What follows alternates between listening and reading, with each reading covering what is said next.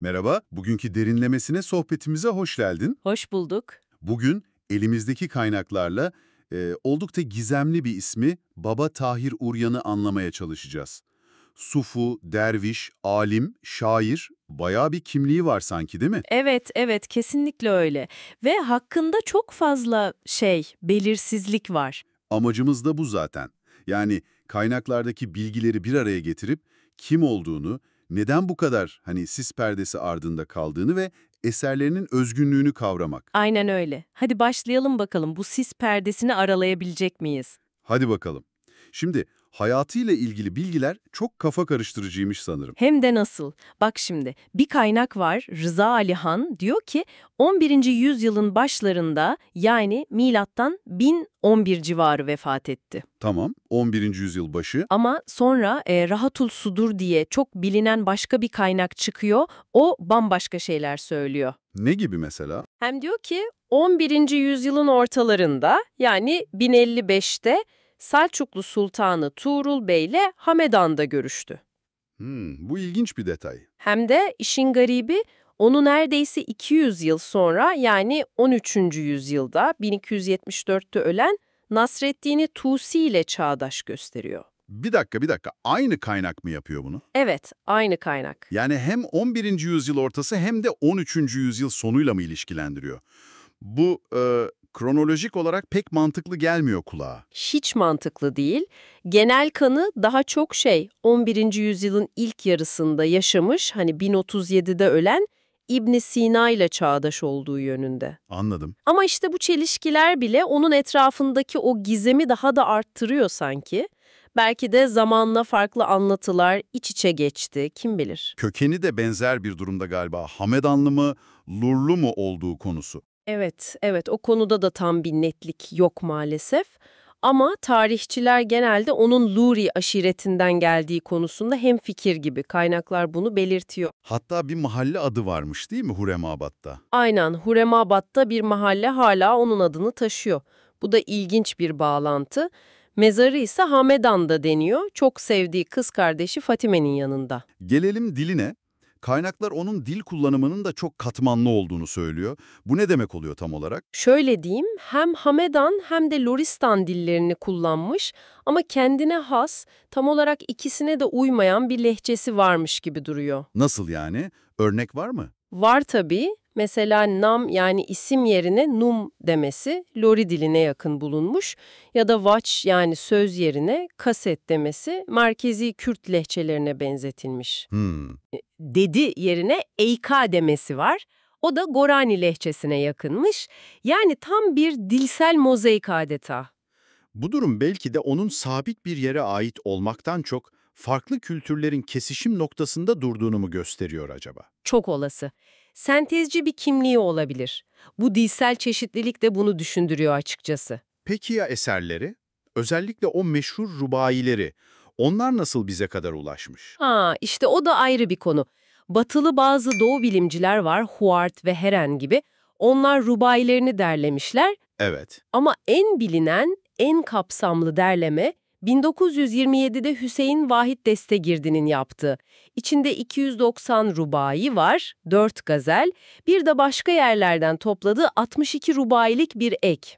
bayağı kapsamlıymış. Öyle ama işin ilginç yanı Destegirdi'nin bu değerli derlemeyi hangi eski yazmalara, hangi kaynaklara dayanarak yaptığı pek belli değil. Yine bir muamma. Bu gizem devam ediyor yani. Aynen. Şiirlerinde de hem derin bir mistisizm yani sofuluk hem de böyle coşkulu bir aşk teması iç içe geçmiş. İkisi bir arada mı? Evet. Kaynakta mesela Heret'in bulduğu 59 rubaisinin oldukça kapalı, bilmece gibi olduğu söyleniyor. 34'ü ilham verici, ikisi de dua niteliğinde. Şiirlerinde bahsettiği yerler var mı peki? Var. Alvan ve Meymenet dağlarını sıkça anıyor. Bu da coğrafi bir ipucu belki. Bir de Canbek Aziz diye birinin onun eserlerine bir şerh yani yorum yazdığı rivayeti var ki o hikaye de çok acayip. O şerh hikayesi neymiş anlatsana biraz. Anlatayım. Rivayete göre 15. yüzyılda yazılan bu şerh bittikten sonra Mekke'deki Zemzem kuyusuna atılmış. Neden atılmış peki? Korunmak için mi yoksa başka bir şey mi? İşte orası bilinmiyor. Belki korumak içindi, belki başka bir sebep vardı. Ama işin daha da garibi, bir şekilde bu şerhin günümüze ulaştığı da iddia ediliyor. Nasıl olduğu meçhul tabii. Vay canına. Bu da Baba Tahir efsanesine bambaşka bir boyut katıyor gerçekten. Kesinlikle. Kaynaklar onu bir de Ömer Hayyam ile karşılaştırıyor.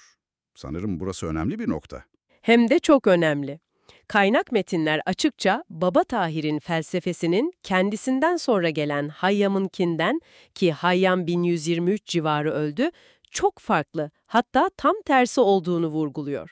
Ne gibi bir fark bu? Şöyle, Hayyam'daki o bireysellik, dünyaya dönük, bazen biraz pervasız görünen tavır var ya, Evet, biliyoruz. işte Baba Tahir'de bunun yerine daha içe dönük, daha manevi bir derinlik olduğu belirtiliyor.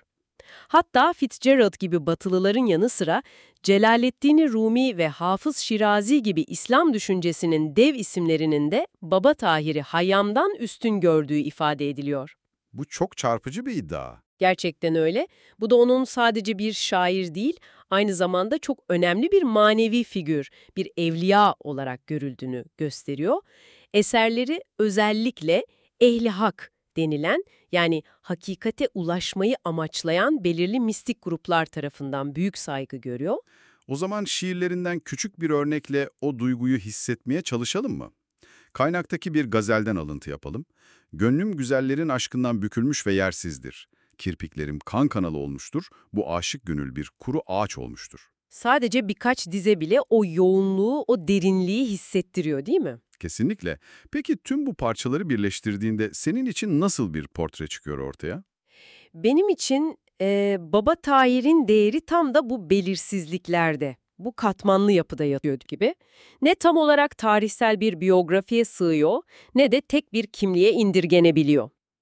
Evet. Dilindeki o çeşitlilik, Hayyam'dan farklı duruşu, şiirlerindeki o hem dünyevi hem ilahi aşk, bütün bunlar onu standart kalıpların dışında sürekli yeniden keşfedilmeyi bekleyen bir hazine yapıyor bence. Çok güzel özetledin. O zaman biz de şöyle toparlayalım. Baba Tahir Uryan, hayatı hakkında net bilgilerden çok rivayetler bulunan, kendine özgü dervişane bir dil kullanan, şiirlerinde hem tasavvufi derinliği hem de beşeri duyguları ustaca işleyen, Hayyam gibi isimlerden farklı bir çizgide duran ve gizemini hala koruyan çok önemli bir şair ve düşünür. Kesinlikle. Ve son olarak sana üzerinde düşünebileceğin bir soru bırakalım mı? Tabii, lütfen. Hani şu Canbek Aziz'in yazdığı ve Zemzem kuyusuna atıldığı söylenen şerh vardı ya, onun bir şekilde günümüze ulaştığı efsanesi. Sence bu tür anlatılar özellikle resmi tarihin ana akım anlatıların gölgesinde kalmış figürlere ait bilginin ve mirasın kuşaktan kuşağa nasıl aktarıldığı, nasıl korunduğu ya da belki de nasıl yeniden şekillendiği hakkında bize neler fısıldıyor olabilir? Çok düşündürücü bir soru gerçekten. Bu ilginç keşif yolculuğunda bize katıldığın için teşekkürler.